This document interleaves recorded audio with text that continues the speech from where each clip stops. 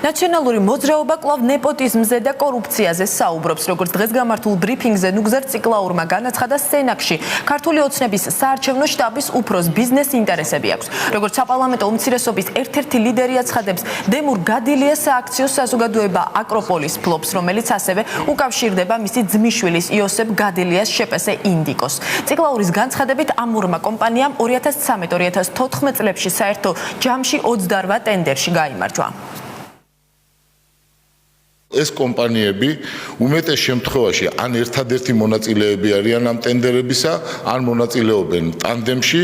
შესაბამისად, შექმნილია სურათი, ვითომს და არსებობს გარკვეული კონკურენცია, სინამდვილეში კი ყველა ამ ტენდერში იმარჯვებენ ამ ორი კომპანიის წარმომადგენლები. ქართული ოცნება მიმართავს აგრეთვე კორუფციულ სქემებსაც, რომელთა მეშვეობით ხდება სახელმწიფო ფინანსების, ხალხის ფულის უკანონო მიმართვა ქართული ოცნების წინასაარჩევნო კამპანიის ფინანსირებაში.